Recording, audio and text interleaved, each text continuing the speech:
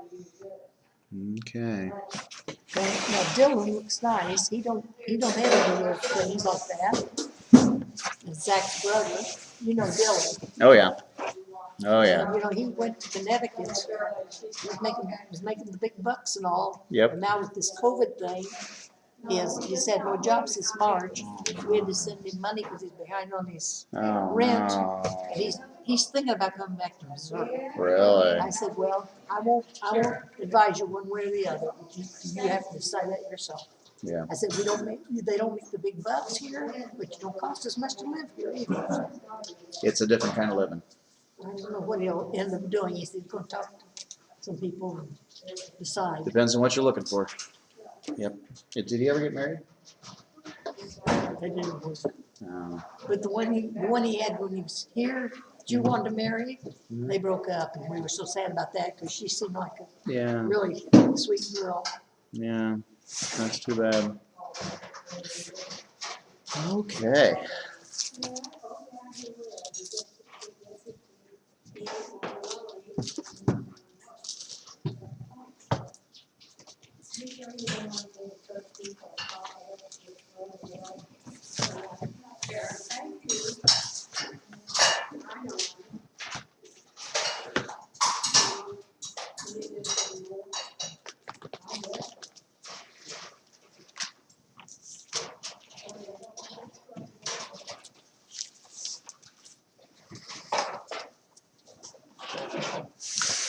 Oh, I'm sorry, Paul.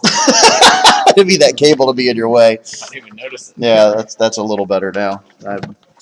Okay. Remind me we need to stop about 1:30, 1:35 All right. for Shirley. Sounds good. Okay. How would you like me to stop you? Hit you in the arm, kick you under the table, shut your lights An off? option that doesn't get you fired is what I would recommend. So I hit you really hard then, where you don't remember. Yeah, is that how it works? Okay. Fair enough. Hot? Was it really hot? Yeah, it was. The water gets so hot here. That's okay. I'd rather have it hot. Too hot now. All right. We got a I'm hot warm. water thing. I don't have anything in my hair, so I'm hoping to get a haircut. Oh yeah. It's on my list to do as well. Mm-hmm. You go to Drew, right? Mhm. Yep. Yep. They're gonna have a baby girl. Exciting. Yeah. Now if I could just get them married, Well, they're engaged. they need to get married. Yeah. They're both of age. It's time to grow up.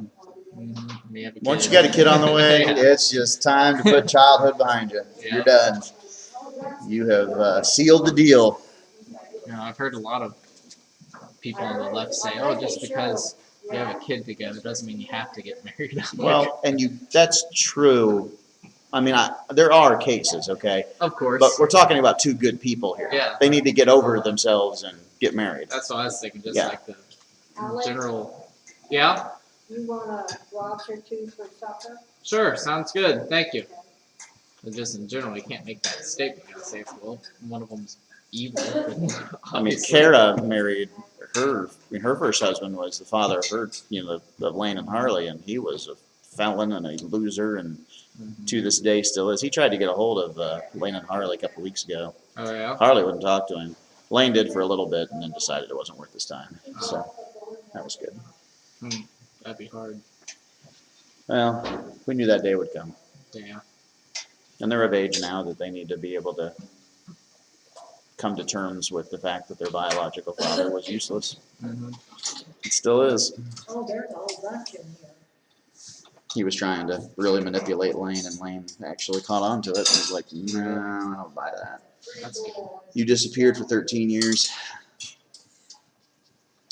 And we actually never prevented him from sending cards or Alex? communicating if he wanted to. But now that Lane's 18 and making money, it's amazing how he just shows up. Oh yeah. Yep. Imagine that. Yeah. You want 3? However many you want to put in there, I'll take them. Okay. They were good. They are. I think if I hadn't had such a rushed morning, I would have ate more, but Yeah. my stomach's still kind of in stress mode. But I got the baptistry going and the heater's on. I don't think the water's that. Oh, you got the Cold. water. The only thing is there's some sediment because it hasn't been used in a while, the one over there. And so there's floaties in the water. It's fresh water, but Mm-hmm. it doesn't look it. Just say another prayer and it'll cleanse up. I just wouldn't drink it. Yeah. Well, and you know, it's one of those systems where the drain and the faucet are the same pipe, Oh, really? so things can settle in there. Mm-hmm. Yeah, when I was interning here, I got put in charge of filling that thing up twice. And I'm surprised they let me after the first one. It's overfilled. Because I was in the middle of worship as well. I was leading worship. I The said thing it. I'm thinking of is that. I always set a timer on my phone when I Yeah. mess with that thing Yeah. because it does not shut off on its Yeah. own. Well, the second time it took longer for him to figure out it was overflowing. So I'm Also, like, it's wet. much I'm like, oh. slower than this one. Yeah, so I wasn't asked after that. So I'm like, all right. Yep, that's the key to being a husband too. Screw up doing the laundry or the dishes, and you won't be asked to do them for a while.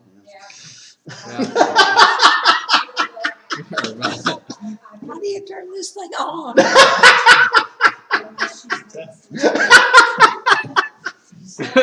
The way we have to do things is to mess it up, you know. We're just like, I've never done that. Do what now? I say he's talking about baptism. Yeah. Every time I hear somebody talking about something like that. Harold Dunson, the minister, was here, baptized Gareth Reese. Oh wow. You know, Really? and he said he was so small. He said, I don't know how I'm going to baptize this young guy. Said I just propped him up on my knee and ducked him under. That's funny. Yeah, he's never been a big guy. Mm-hmm. Yeah, Mr. Reese he's stocky, but he's probably he's shorter than me, I think. He's about 5'4", because I'm 5'6". Yeah. Saw him and his wife and somebody else a week ago Sunday at a restaurant Oh, good. in Macon. Okay. He'd been to Bethel. He actually got to get out. Good. Okay. I fix his computer occasionally. I know they've been landlocked for a while. Yeah. Okay, good. That's great. He's what? Close to 90? Yeah. And Kathy's not in good shape mentally, unfortunately. I don't think she knows where she's at. Not most of the time. He is her only compass. Really? If he wasn't around, I don't think she would know who or what or when or how or anything. But she still recognizes him most of the time, so he can navigate things. Yeah. Whatever become of their son? I don't know. He hasn't talked about him to me. Well, I know whenever he graduated, he was from high school. He was very disappointed that he didn't go to Bible college, and I think he was going to school to be a lawyer. I don't know where. Okay. I don't know. I haven't heard a thing. Their son would be up there now, 50s, 60s. Yeah, so something like that. Yeah. I don't know. Yeah. I don't know anything about it. I know that one thing I was told, and I don't know if this applies to their situation or not, but I was told that if you're going to be a preacher, you've got to have a balanced life for your kids so you don't burn them out on you being gone all the time and not being there. And so I've really strived to make that work. Yeah. And so far, it's by the grace of God, it's worked. And Jonathan isn't burned out on the ministry. And Luke's going to start preaching classes. And That's exciting. I never thought Lane would go into ministry, but at least he has a heart for the church, So, You can really tell a preacher's kid whose dad was in the church all the time because they are out there sometimes. yeah, I've tried to have a balanced, do things both in and outside the church. Not everything we do has to be at church as a family. So it's worked out well. Who's the other new young one that's gonna start taking preacher boy classes? Besides Levi Murphy. Oh, Levi is? Mhm. So I've got Levi and Luke in my youngest class now. How old is Levi? He's just now going to turn 8. I start him at 8 because they can at least read the basics by then. Oh, they both read good. Yeah. I'm reading worship. So that's going to be my hyper prophet class. Yeah. Give them time to run around at the beginning. Who'd you say the second one was? Levi Murphy. Levi Murphy. Yeah, but who's the, I thought there was two. My son, Luke. Oh, Luke, Yep. okay. So the 2 mini prophets. When they told me they were doing preacher boy classes, I was like, oh boy, Jonathan will be a thing of the past. They're like, what? I'm like, you two preaching. They'll blow Jonathan way out of the water. They thought that was Gabriel hilarious. knocked it out of the park this last Sunday. Did he? Holy schmoly. He did a communion devotion. He told me he wanted to write it entirely on his own. Oh boy. He's a 4th-year student. He's only 11 years old, but I've had him since the beginning. I was like, okay, We'll see. we'll see what happens. I know people will be kind if it doesn't work out, but boy, woo! Anything? The Christmas program. Yeah. He did first. Yeah. Landed around. Oh, yeah. His personality just comes out. And I hope Luke and Levi do the same. He was the only kid that knew his lines and everything. Oh, yeah. Oh, yeah. He can look at a paragraph. I'm not even sure he reads it. He can just look at it, look up, and recite it. Photographic memory then. At least close to it. Wow. Yeah. So Gabriel learns so fast. Like what it takes all year to do with the other boys. He's usually done with by November, if not before. So then he starts doing stuff on his own. He's just so far ahead. That's great. And he has such a good attitude about it. Like, I'm not even sure he really knows how fast he is. Mm-hmm. And he's a happy kid. Oh yeah. Most intellectuals, tend to be negative. He's 11. And his birthday's on Halloween. Wow. That's how it's so easy to remember. Yeah. Yeah, it's been. So, Well, after he gave his devotion Sunday after church, I spoke to him, told him he'd done a great job. He just smiled. oh, yeah. He's got a sermon to preach. We're going to schedule in the fall. A whole sermon? No. Oh. But this next year, I'm going to have him do a whole sermon because he's ready. Oh yeah. I've never thought I'd say that about an 11-year-old, but he's ready. He's hungry. He doesn't want to do another short sermon. Who's that? Gabriel. You want it? He wants to do a full-length one, which he's ready. You want a zucchini? You I want mean, a zucchini? He's done with the little stuff.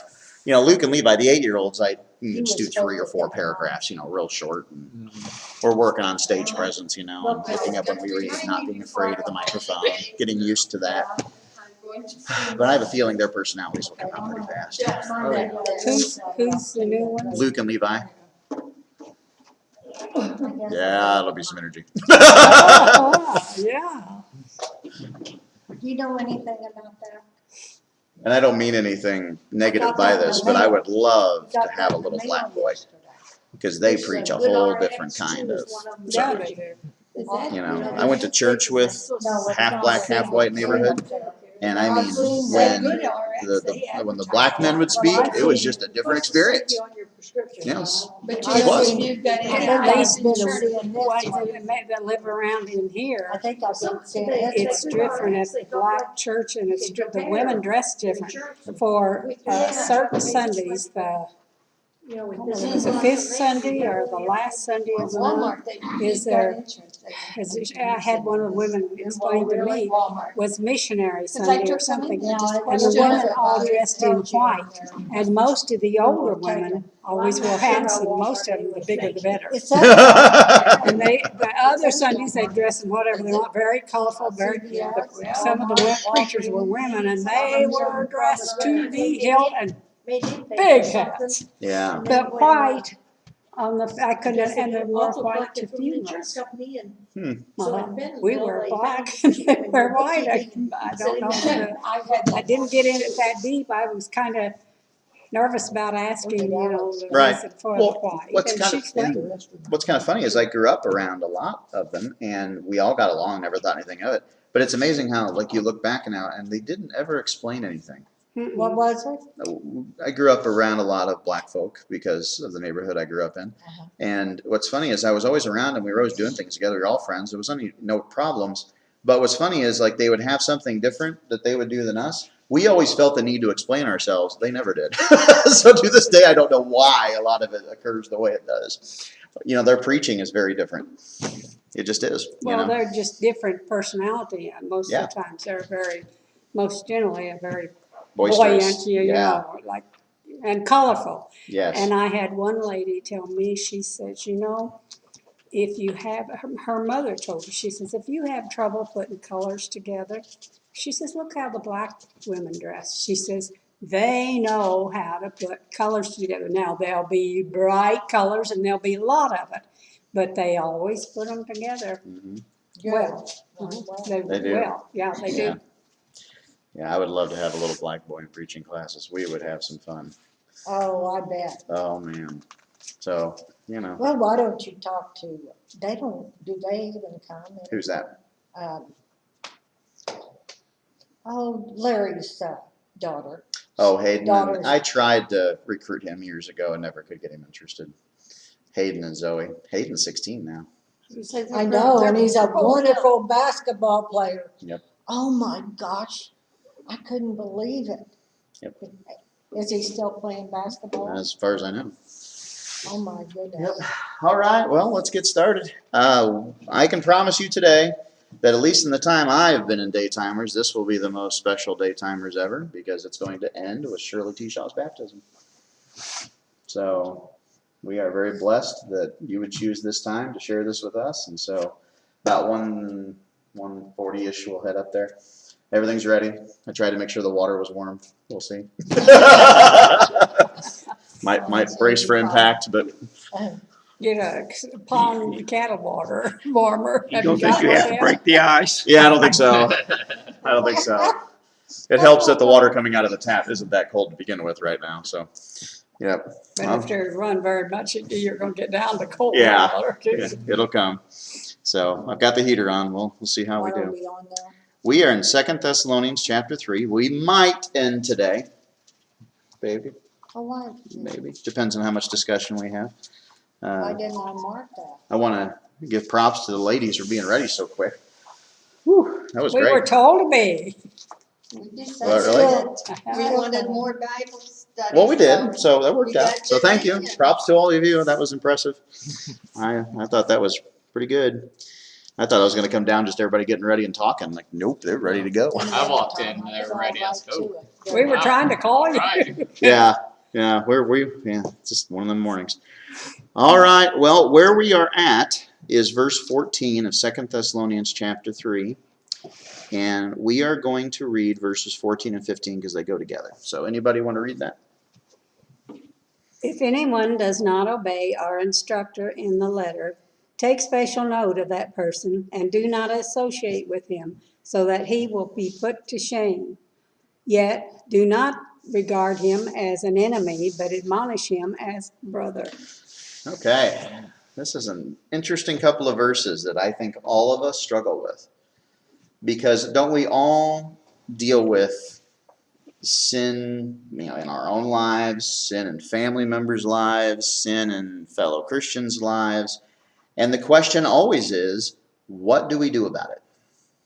Right? Now, this letter was written to all Christians. Okay?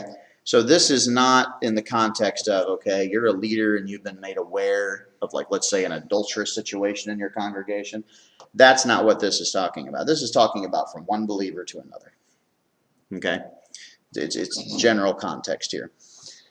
Because if you're not a leader, if you're not an elder, preacher, or whatever, then, it's not your place necessarily to discipline that person in the church. That should be the leader's job. That should happen at the leadership level. But still, all Christians have a role to play. And so let's look at this verse, break it down, talk about it. First thing Paul says, if anyone does not obey our instruction in this letter. So specifically, this letter of 2 Thessalonians. This letter has had a lot to do with people being lazy. You remember that? He who shall not work shall not eat. That's kind of the major theme here. Do we have to do that? I mean, you know, I'm getting old. I feel like Karen should have a book of quotables for daytimers for future generations. You know? Today's quotable is, "Can I be the exception to the rule?" Okay. So, you know, Paul writes this letter to them because he knows there's some problems in the Thessalonians church. Now remember, this is a church under persecution. It's tough. It's not easy being there. But still, some people are using it as an excuse to do nothing. Now, do people often use excuses to do nothing? Exactly. We live in a culture full of that right now. It's really bad. It is really bad. And so Paul, in the specific context, says if people don't wake up, if people don't get back to work, if people aren't doing what they're supposed to be doing, you might have to cut them off. Now, let me give you a Do you cut scenario. them off to you? Let me finish, and then we'll go into that. Okay.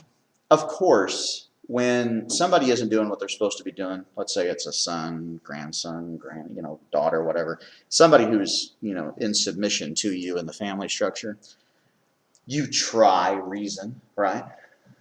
You try kindness. You try patience. What we're talking about here is when none of those things work. There does come a day where you say, all right, enough's enough. I've tried reason, I've tried logic, I've tried kindness, I've tried patience. You're just going to have to do without me for now. You have to be on your own. I have to cut you off. Now, he says the purpose of this is threefold. That they may be put to shame, because sometimes people just don't get it until they don't know what they had until they lose it, right? And the second purpose is that I'm not treating you like an enemy, okay? I'm not disowning you. But I am admonishing you as a brother. Now, this person who has been lazy, whom you have supported, and they're not doing what they're supposed to be doing, and you've tried reason and kindness and logic and patience, and that's what all this instruction has been, right? Paul's saying, okay, this is why we're doing this. Now, this is why we're doing that. Nothing's working for some of these people. So there does come a day where you tell this person, look, I love you. I don't hate you. I'm not disowning you. But I'm done supporting you until you get your act together. Sin, but not the sinner. Yeah. And you can't subsidize the sinner anymore. It's easy to, what's the term? Enable, right? We enable people to do wrong. You don't even realize sometimes you're doing that. Yep. I mean, you think you're just being good, you're helping and doing what's necessary. But yeah. Yeah.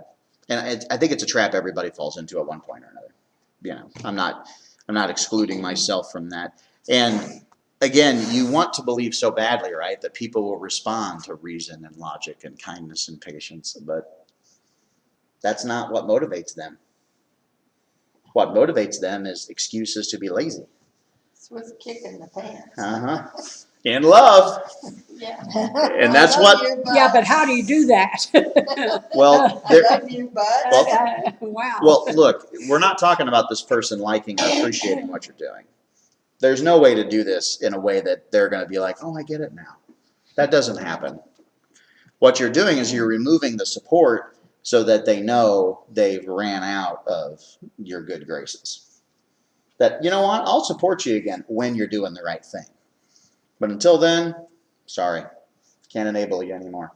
Gave you some time, tried to show you the right way. Paul, that's what he's doing here, right? In fact, there's a story of a man in the New Testament called Demas. You all familiar with Demas, maybe? He was a preacher in training whom Paul mentions 3 different times in the New Testament. The first time around, he says, hey, Demas is my companion. He's learning from me.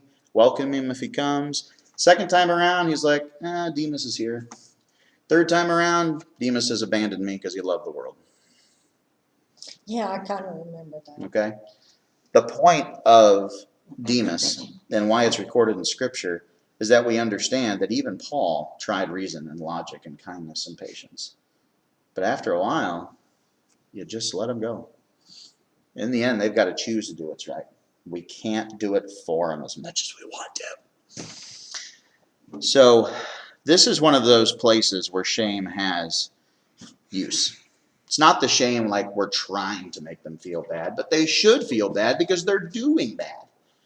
But if we enable sinful behavior perpetually, they never learn that lesson. So it's a tough thing, but it's scriptural. Paul himself practiced it. I think one argument I've always heard with this is everyone says, well, who am I to cast this on somebody? We're all sinners. We all have our own sin and everything. So is there a specific sin or? My sin? answer to that is, then we will both go on trial. Mm-hmm. But we're not going to let this go. Because I've had that thrown back in my face, you know, be it my children or a family member or guys in the prison, like, who are you to come in here? I'm like, I'm just a fellow hypocrite. The difference is I know it. Mm-hmm. I acknowledge it. You don't. That's, no. I'm a sinner and you don't think you are. Mm-hmm. I am to blame and you don't think you are. That's the difference. And I've had 2 situations in my church ministry, both part-time and full-time, where I've been a part of a church discipline situation, not towards me, but I have been a part of it in leadership, and neither time the person decided to correct their behavior. Now, it was always thrown back in my face and every other leader's face who confronted them, well, who are you to judge? And my response both times was, then we will both go on trial. But we're not letting this go. If I got to go down to stop your behavior, so be it. But we're going to stop this. And both Well, times. what do you do when they won't? You don't Well, kick both them out of the, in- you don't kick them out of the church? in both situations, they just left. Okay. They just disappeared. Okay. Which is sad. That's not what anybody wants. Yeah. But that's what Demas did, right? That's what the Bible says. Mhm. He just decided to leave. It's an easy thing for them to do. Yeah, they don't want to deal with conflict Easy or way difficult. Yeah, pride, whatever, who knows. What's the difference between stating you point out the speck in your brother's eye and you've got a mote in your eye? Right, which is why I'm always telling them, if we need to evaluate what you think is wrong with me, fine, but we're not going to let this go. You see what I'm talking about? I will be consistent. If you feel like I'm at fault, fine, but we're still going to deal with your sin too. This does not, because what happens, like I saw a church split over this not too far from here, or not too long ago, where a lady was involved in an adulterous relationship. She was the daughter of an elder. He would not do anything about it. And the church split, of course, because that's unconscionable. How can you tolerate that when it's open adultery in your church, and just because she's your daughter, you're not going to do anything about it? And his excuse was, well, that means we'll have to judge everybody. And then what I told him was, then fine. But what you can't do is tolerate this. You know that from Scripture. Seriously, come on. And so, yeah, you got to deal with it. You can't ignore it. You just can't ignore it. What about gays? Wow, that was a shifting gears for me there. Well, let me tell you something about that. I have had many circumstances. There's even people in this church who are curious about this question, and it almost always is because they have a grandchild or somebody whom they really love who decided to come out of the closet and tell their family they were gay, and then suddenly that makes them question everything they've ever taught, right? Because feelings tend to override convictions, unfortunately. They just do. And so what I've always told people is God made me hungry. True story. I wear my shame, right? I'm not proud of the fact that I'm this big. I have tried, and I still try to this day to watch what I eat and exercise and do stuff. But it's really hard. I didn't ask to be hungry. I just am. I can eat 5 or 6 times a day easily if I let myself do it. Eat a whole Me too. cheesecake at a sitting. Well, no, I don't. I could do that. I just want. And so, look, even if you're going to make the argument, which I don't think is true, okay, but they almost always tell me, well, what if God made him this way? My response to that is, so what? Did God really make them that Well, way? and I don't think he did. But even if you're going to go there, Well, it so wouldn't be what? in the Bible. God made me hungry. Does that mean I should eat myself to death? No. No, I still have a choice to overcome that. In fact, God's promises in the Bible are never that you're not going to have temptations, but rather you'll have the ability to overcome it. And it's my obligation, my responsibility to overcome that. Yeah. You know? Well, getting back to the gays, it says that in the Bible that that's a sin. Right. But again, reason, logic, kindness, patience. Yeah. And I've taken people through all this, and they'll still have some excuse or whatever. And I say, look, at some point in time, it's just between you and God. No, And He is not going to be impressed with your excuses. no, don't work. I've lost plenty of people because in the end, reason, logic, patience, and kindness wasn't going to win them over. Pharaoh, perfect example.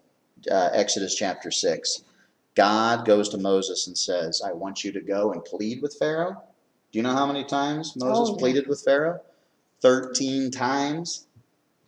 And you know what God told Moses at the beginning? I'm going to have to force him. I want you to go ahead and try, but just know I already know. I'm going to have to force him. Now, isn't that a textbook lesson in humanity? Don't we try? Reason, logic, kindness, patience. But in the end, some people will never learn. Pharaoh never learned. It resulted in the death of his firstborn and himself. That's right. And now whose fault was that? And boy, is that hard to swallow. That is a really hard truth to swallow. But the Bible doesn't make excuses for people's behavior. In the book of Samuel, 1 Samuel chapter 6, verse 6, Samuel says, will you also harden your heart as Pharaoh and his officials did? Now, that's a punch in the gut. Can you imagine somebody saying, are you going to be so stupid that God's going to have to kill your firstborn and drown you in the Red Sea before you wake up? And yet that's some people, isn't it? That's just the Bible truth. And man, I've got people just like you all do that I love, that I would love to do anything. I mean, we're right. We'd be willing to do anything to get them to wake up. But in the end, it's between them and God. It's hard. Yeah, and you talk and talk and talk till you get I don't know who. tired of talking. Yeah. And you just kind of let it go. And then I also think, how long did it take for God to convince me? And I don't mean just to become a Christian. I mean, like, how many times have I held on to a falsehood for so long until God just finally had to beat me over the head with it? Like one time, I was building my addition. I think I told you all the story. And I was having negative thoughts about this person. And I was letting these thoughts kind of ruminate. You know how you do that, right? You kind of let it Build. Yeah. Well, I was building on my addition, and I had screwed in this board, but I didn't screw it in right, and it came unscrewed and just smacked me straight in the head. A 2x4, just full speed, just wham! And I thought, I'm done thinking about this person. That's the first thing that thought in my head, like, this is God's way of snapping me out of this. And you know what? My day got better after that. I hurt, but my day got better after that. So, I think some thoughts like that do pull you down. they do. And that other person don't give a darn. They They don't hurt care. them at all. They're not thinking about you. No, they're doing what they want. Yeah. So I just don't worry about you. finally had to let it go. And so this is one of these really hard truths that is still true. And in the end, God will deal with them. Hey, Richard. Sneaking in here. Perfect. All right. Do you still want to be done at 30 or? Yeah, I mean, we're kind of at a good stopping point. So We I didn't can, finish. I know. That's okay. We'll finish next week and start a new book because this is perfect timing. We were curious who was walking upstairs anyway. Yeah. Well, we I didn't assume do so. 16 and I assume so. Yeah. We didn't do 16 and 17. Are you doing it? Oh, okay. I'm fine with it. He said She he didn't would even know I was stop gonna be there. here. Oh, okay. Didn't. Okay. Very cool. But thanks to Richard that Yeah. got that wheel rolling there. Oh, yeah. I don't take any credit, that was the Holy Spirit. Well, I am very grateful. We are all blessed because of that. So, all right. Well, Alex, why don't you close us in prayer? Lord, thanks so much for allowing us to be able to be here and be able to meet, be able to study your word, be able to eat good food and have good company. And just be with us now as we go to see Shirley get baptized, and what a great moment it'll be. Love you in Jesus Christ's name I pray. Amen. Amen. All right. Bye. I've got to go to the bathroom. Bye. Oh, yeah. Everybody wave bye to the camera. Bye. Bill and Bill to watch. Okay. And Larry and Jane Ann and others. So. Has anybody talked to Velda lately? I talked to, back there, she called me and I was getting ready to leave, go